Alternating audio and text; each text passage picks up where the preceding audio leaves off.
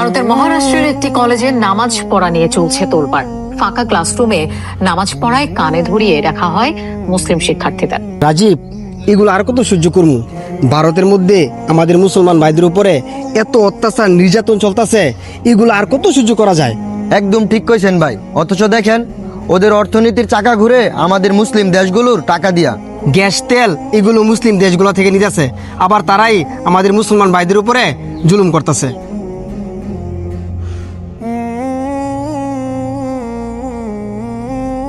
আসসালামু আলাইকুম ভাই, কি হয়েছে আপনাদের? মন খারাপ করে এখানে দাঁড়ায় রয়েছেন, কোনো সমস্যা? ওয়ালাইকুম আসসালাম হুজুর। ভারতে আমাদের মুসলমান ভাই বোনদের উপরে যে পরিমাণ অত্যাচার জুলুম করা হচ্ছে, এগুলা দেখে আমাদের আর সহ্য হচ্ছে না, এজন্য এখানে মন খারাপ করে বসে রয়েছি। তা বুঝলাম, বৃষ্টি নামতেছে, চলেন আমরা বারান্দায় বসে কথা বলি। চলেন হুজুর। হুজুর, হেরা হয়তো ভুলে গেছে আরব দেশগুলাতে লক্ষ লক্ষ হিন্দুরা পেটের দিয়ে কাজ করে। কই হেগোর উপর তো আমাদের মুসলিম ভাই বোনেরা কোনো অত্যাচার করে না। তোমাদের মন খারাপ হওয়াটা স্বাভাবিক, কারণ মুমিনরা এক দেহের মতো, এক অঙ্গে ব্যথা হলে সব অঙ্গে লাগে। কিন্তু প্রতিবাদ করতে হবে কৌশলে এবং শিক্ষায়। কিন্তু কিভাবে হুজুর? আমরা সবাই তো সাধারণ মানুষ।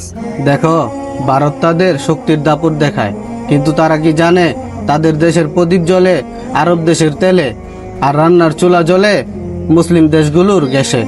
আপনি একদম ঠিক কইছেন হুজুর। মধ্যপ্রাচ্যের দেশগুলো এক হইলে ভারত কোনো সময় টিকতে পারবো না। শুধু তাই নয়, তারা আমাদের মুসলমান দেশগুলো থেকে বিপুল পরিমাণের রেমিটেন্স নিয়ে যায়, অথচ তারা আমাদের মুসলমানদেরকে মানুষই মনে করে না। আমাদের সবার উচিত ওদের দেশের পণ্যকে বয়কট করা আর আমাদের দেশের অর্থনীতিকে শক্তিশালী করা।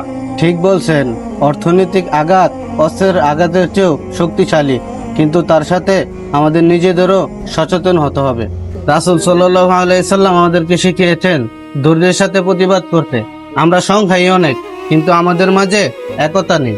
কিন্তু হুজুর, আমরা কি সমস্ত বিশ্বের মানুষের কাছে ভিডিওর মাধ্যমে এই সত্য কথাগুলো তুলে ধরতে পারি না? অবশ্যই আমাদের বলা উচিত, হে প্রতিবেশী, যে হাতে তোমরা আমাদের কাছ থেকে রুটি নিচ্ছ, সে হাতে আমাদেরকে আঘাত করিও না। তখন আমাদের খুব অসহায় অনুভব হয় যখন দেখি আমাদের মুসলিম ভাই বোনদের ঘর আগুন দিয়ে জ্বালিয়ে দেওয়া হচ্ছে। দেখতে পারি, কিছু করতে পারি না। আমাদের প্রতিবাদ হোক মানবতার পক্ষে, আর জুলুমকারীদের অবসান হোক। আমাদের ভিডিওগুলো আপনাদের কাছে কেমন লাগে অবশ্যই কমেন্ট করে বলবেন। ভালো লাগলে বেশি বেশি শেয়ার করবেন। ধন্যবাদ।